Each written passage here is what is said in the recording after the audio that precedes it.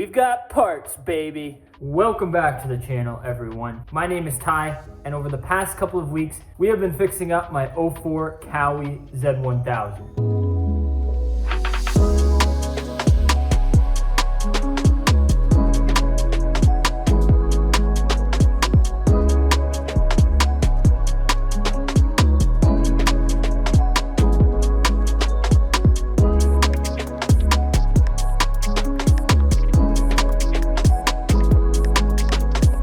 Now, it doesn't have major problems, but it definitely needs some love before this year's riding season. And now that we have all the parts to do it, we should hopefully be able to get everything knocked out in today's video. So kick back, relax, grab yourself a bag of Funyuns, because I have another banger for y'all today.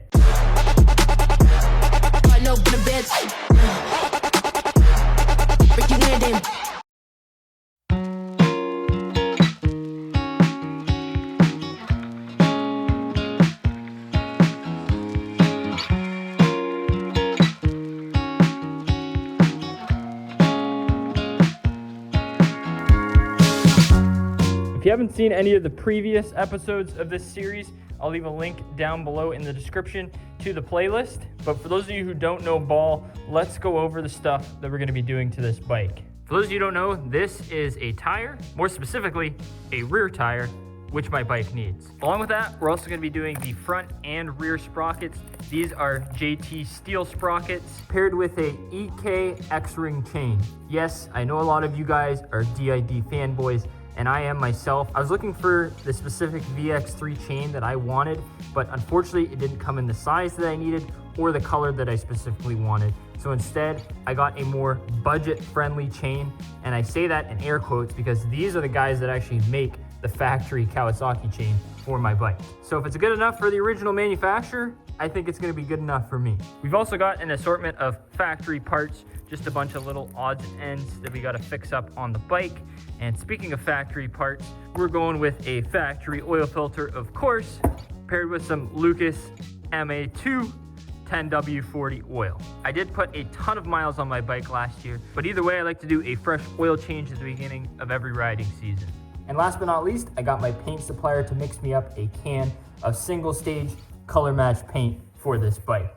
All right, so first order of business on the agenda, let's go ahead and remove this rear wheel off the bike. That way we can get access to the two sprockets here and get this chain off so we can wrap on the new one.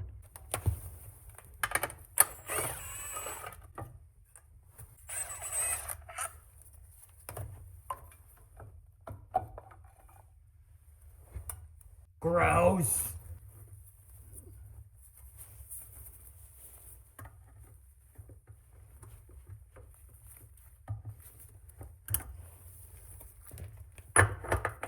Good guess.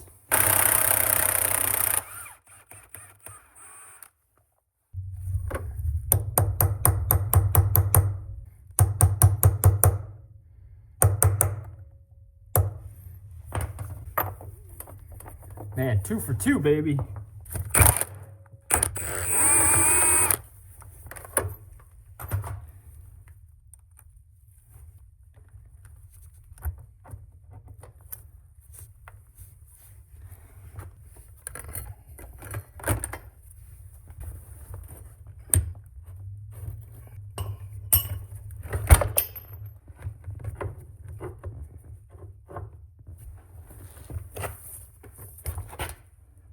Man, look at how bad this sprocket is compared to the new one.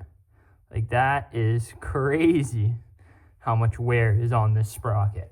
So before we can send this wheel out to get the tire changed, I want to go ahead and install the two new sprockets on the bike. And then that way we can wrap our new chain, make sure that it's the correct length, so that if we do have to order another one, we can order it while we're waiting on this tire to be replaced.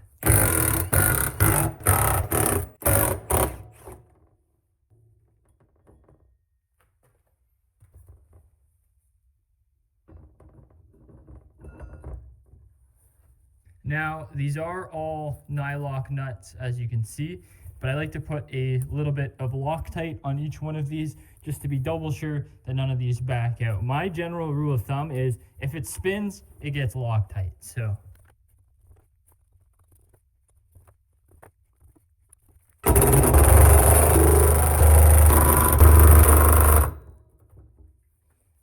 as you can hear, I've just got my little impact on its lowest setting, and we're just going to go in a star pattern, lock these things down, and then once we get it on the bike and on the ground, we're going to then go ahead and torque all of these things to spec.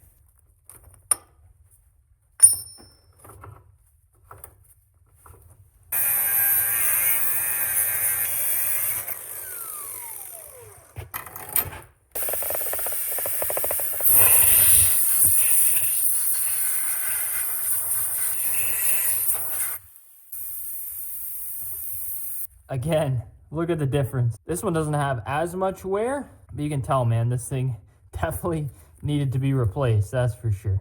And as you can see, we've got the factory size gear for the front now instead of the underdrive 15 tooth. This is a 16 tooth gear versus the old 15 tooth here. Again, just a tiny dab of Loctite here to be safe on here. Now there is this lock washer here. If this does loosen up, it's supposed to prevent this thing from coming off. We're gonna put a little bit of Loctite, like I said, just to be safe.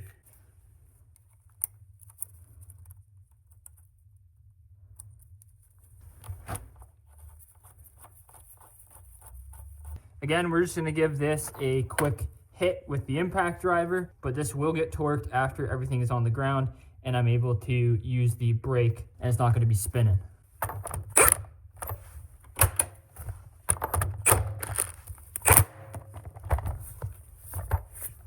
All right, now for the fun part, and that is getting everything lined back up. So I did go ahead and remove the caliper off of this little bracket that's got to slide in here just to make it easier, or not.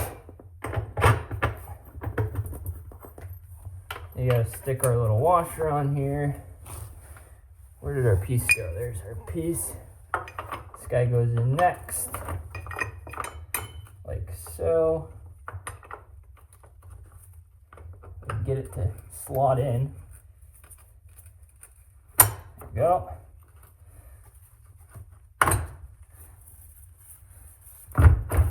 Boom, just like that.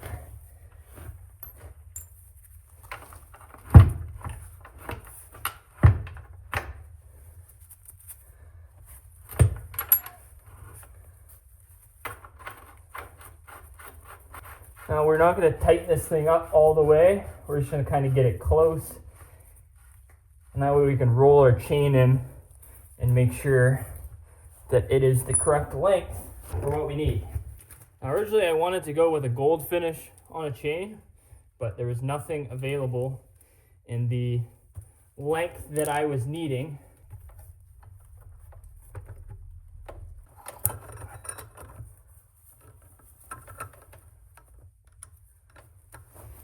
All right, we're definitely going to have to pull some slack out of this chain. We got a pretty long freaking way to go. Hopefully, with all the slack out of this, we're gonna be right where we need to be. Now, I probably am gonna pull this bolt and everything all the way out, clean it up, get it lubricated a little better.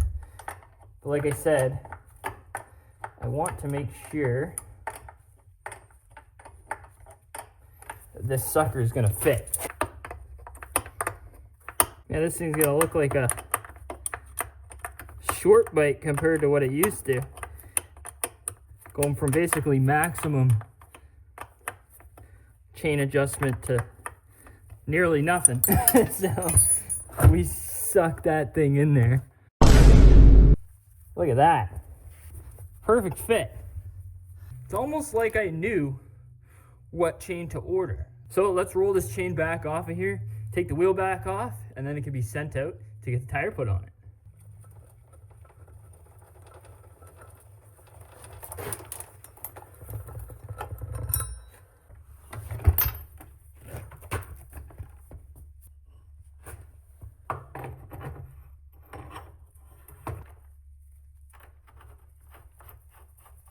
Now, one thing I do want to do before I send this out to my tire guy is get this rim all cleaned up and free of gunk. That way, when they go ahead and stick on these wheel weights during balancing, I don't have to go through and try and clean around these things, because I'm always afraid when I'm doing a deep clean on these rims that whatever I'm cleaning it with is going to affect the adhesion of the wheel weights themselves. So this one's not super crazy dirty. I'm usually pretty good at keeping up with cleaning the bike, especially this back rim. Since it's such an awesome focal point on this bike, I like to keep this thing pretty clean.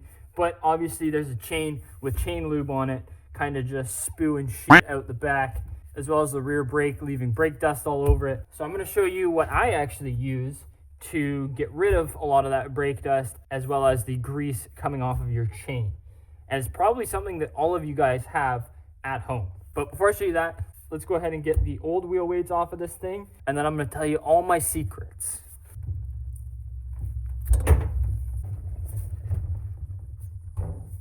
All right, so the first thing that I want to do is just kind of give this thing a quick wipe just to get all the surface dust and crap off from this bike sitting and being in storage all winter.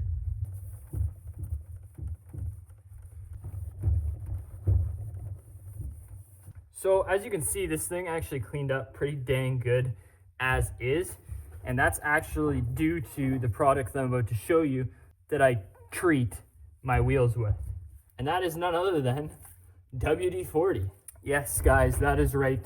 This stuff is awesome for not only taking off brake dust and stuff like that, but it works wonders for the hard, stuck-on chain lube that gets all over your rims. Let me see if I can kind of find an example spot for you. So that's chain lube right there. I don't know if you guys can see it. Yeah. So this right here is stuck on chain lube. And as you saw, it didn't come off with just a swipe of my rag. But if we go ahead and put a little bit of WD-40 on a rag, you don't have to go too crazy. Just kind of dab it in. This stuff absolutely kills that. So what I like to do is just go around and hit the entire rim with WD-40. Not only does it take off all of this stuff, it also adds a little bit of a protective, slippery-ish layer. It kind of acts like a wax almost. Keep the chain lube off of the rim. And I also like this kind of faux sheen, matte sheen type deal that it leaves behind afterwards. Let's go ahead and do a quick wipe down with some WD-40, and then I'll show you the last step that I'm gonna do just to make it easier on my tire guys.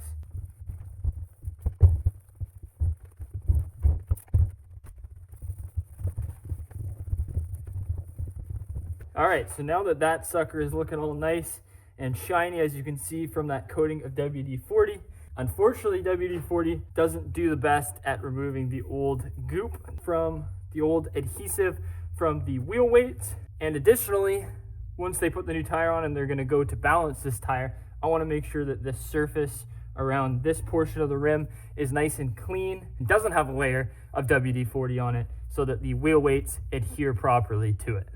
And that is where good old grease and wax remover comes in. So I'm gonna spray some of this onto a rag, and we're just gonna try and go over this band where the wheel weights are gonna end up going. And obviously, if your wheel weights have been on there for a long time, it might take a little bit of elbow grease to get that crap off of there, but eventually it will give in. Now all I'm gonna do is just do that perimeter in case they gotta stick the wheel weights in a different spot, which they most likely will, just to make sure that there's a nice clean surface for those wheel weights to stick onto.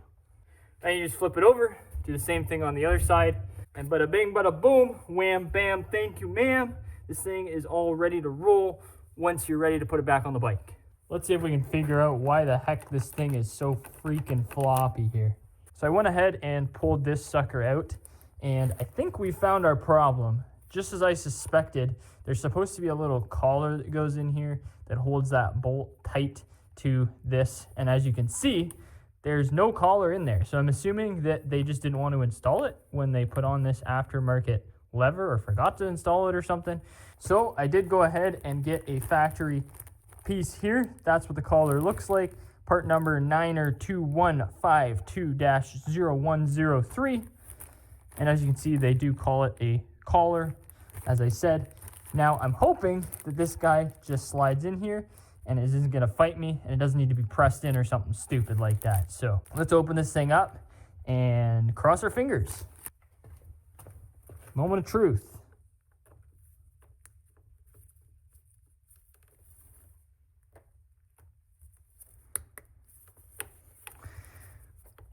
Oh, look at that. We'll just give this a couple of kisses with the hammer to get it flush. Don't ask me why they didn't do this when they replaced this lever. I don't know if this thing gets seized to this collar on the factory lever setup, but even so, this collar itself, I think, was something like $10 or under $10, and is obviously a pretty important piece to make sure that the clutch cable is operating properly. I did go ahead and pick up a new OEM nut and bolt for this, just in case this one didn't want to come out easily. Let's go ahead and put this thing back together.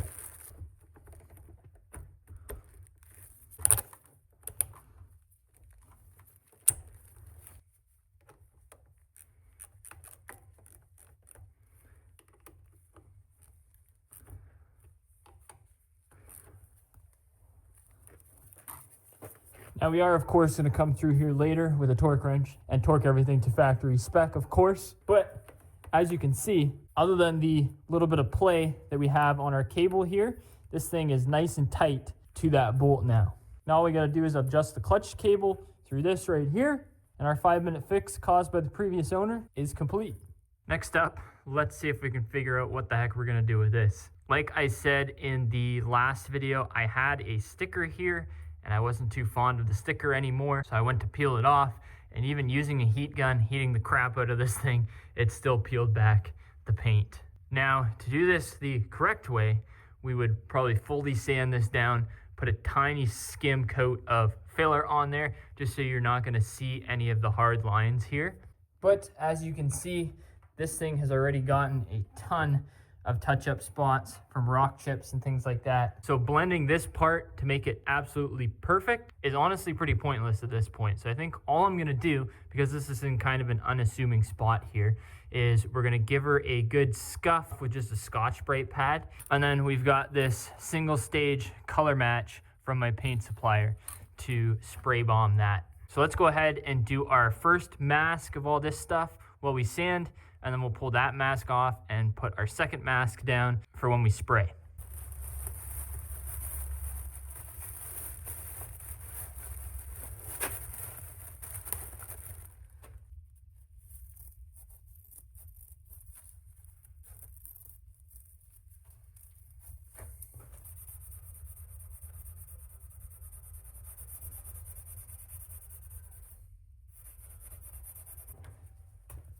We're gonna hit this with a little bit of grease and wax remover.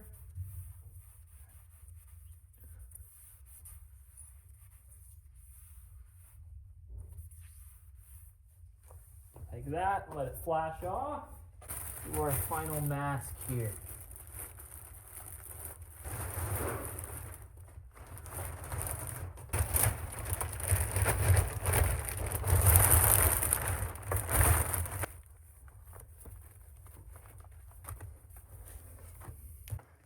Definitely not the greatest masking job in the world, but like I said, we're gonna try and keep the spray all in this area right here.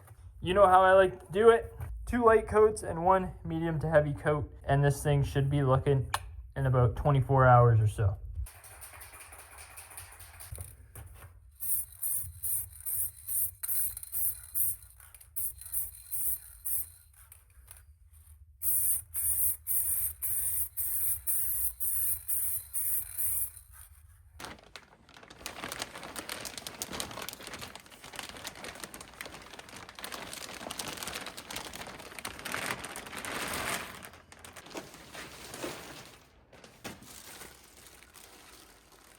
And now that our paint has officially started to flash off, aside from the streaks that I left from the grease and wax remover up here, this is a pretty dang spot on match.